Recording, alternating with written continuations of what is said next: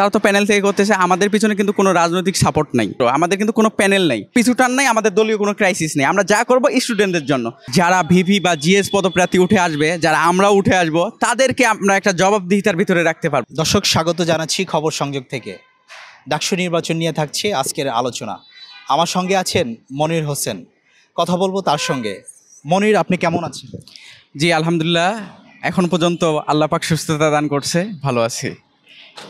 এই যে ডাকসু নির্বাচনে আসলে আপনি কোন পদে কোন প্যানেল থেকে লড়ছেন, আমাদের যদি একটু বিস্তারিত জানাতেন। জি, আমি কোনো প্যানেল থেকে নই, আমি নির্দলীয় স্বতন্ত্র প্রার্থী। আমি ডাকসু নির্বাচনে কেন্দ্রীয় সদস্য পদপ্রার্থী। আপনি যদি জয়ী হন, আসলে ডাকসুর জন্য এবং স্টুডেন্টদের জন্য কি করবেন? আমরা যেহেতু সদস্য পদপ্রার্থী, আমরা বড় বড় কিছু ডায়লগ বা বড় বড় কিছু বাজেট বা বড় বড় কিছু চাওয়া পাওয়া দেখাইলেও সম্ভব না তা করা, কিন্তু আমরা এইটুকু করতে পারবো যে যারা ভিভি বা জিএস পদপ্রার্থী উঠে আসবে, যারা আমরাও উঠে আসব, তাদেরকে আমরা একটা জবাবদিহিতার ভিতরে রাখতে পারবো যে ভাই, আপনি এই প্রতিশ্রুতিগুলো দিয়েছেন, এই প্রতিশ্রুতিগুলো পালন করতেছেন, এই প্রতিশ্রুতিগুলো পালন করতে পারতেছেন না, এগুলো কি করবেন, সেই বিষয়ে আমরা একটা জবাবদিহিতা চাইতে পারবো। এবং আমাদের তরফ থেকে আমরা যতটুকু পারি, আমাদের শিক্ষার্থীরা যারা আছে, বন্ধুবান্ধব প্লাস বড় ভাই বড় আপুরা, তাদের সংস্পর্শ থেকে আমরা যেহেতু সদস্য, তাদের সাথে মিশতে পারবো, তাদের সংস্পর্শে যাইতে পারবো, তাদের সাথে থেকে থেকে তাদের যে চাওয়া পাওয়া অধিকারগুলো আমরা তুলে ধরতে পারবো সেই ডাকসুতে। এইটুকু।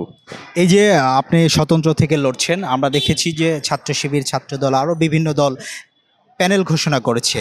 সেই ক্ষেত্রে কোনো চাপ আছে কিনা? আপনি একা লড়ছেন, কোনো চাপ মনে করছেন কিনা?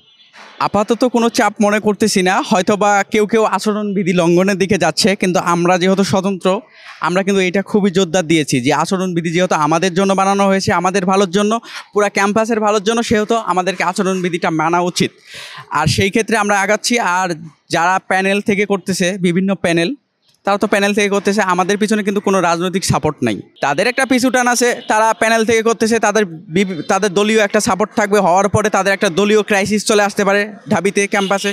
কিন্তু এইখানে দেখেন, আমরা কিন্তু একবারে নির্দলীয় স্বতন্ত্র, আমাদের কিন্তু কোনো প্যানেল নেই, সেহেতু আমাদের পিছুটান নাই, আমাদের দলীয় কোনো ক্রাইসিস নেই। আমরা যা করব স্টুডেন্টদের জন্য, আপনি যা আমি তা, স্টুডেন্টরা সব সমান সমান, আমরা একটা ভ্রাতৃত্বের বন্ধনে বাঁধা, তাদের জন্যই কাজ করবো ইনশাল্লাহ।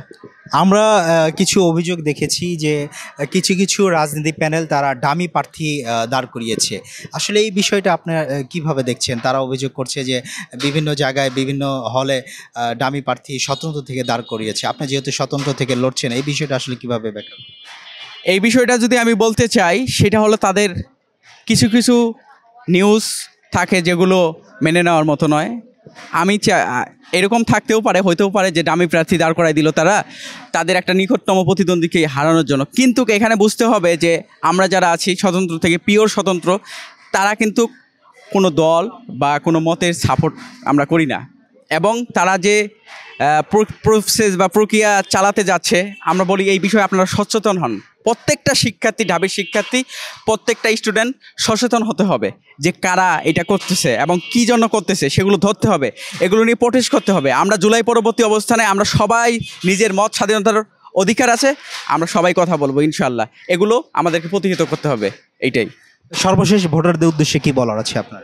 সর্বশেষ ভোটারদের উদ্দেশ্যে একটাই বলবো যে আমরা নবীন, সবেমাত্র এসেছি, অনেক কিছু শেখার আছে। আমরা বড় ভাইদের সাথে, বড় আপুদের সাথে কাজ করতে চাই এবং আমাদের অধিকারগুলো ডাকসুতে কোথায় কোথায় আছে, আমরা কিভাবে আদায় করতে পারি, সেই অনুযায়ী কাজ করতে চাই। সেই ক্ষেত্রে আশা করি আমরা স্বতন্ত্র হিসাবে সকলের কাছে অঙ্গীকারবদ্ধ যে আমরা শুধু আপনাদের জন্যই। তাই আশা করি সবাই আমাকে সাপোর্ট করবেন, দোয়া করবেন, এবং সকলের প্রতি আমার ভালোবাসা রইল। আসসালামু আলাইকুম। দর্শক, আমরা শুনছিলাম মনির হোসেনের কথা। ধন্যবাদ আপনাকে খবর সংযোগে সময় দেওয়ার জন্য।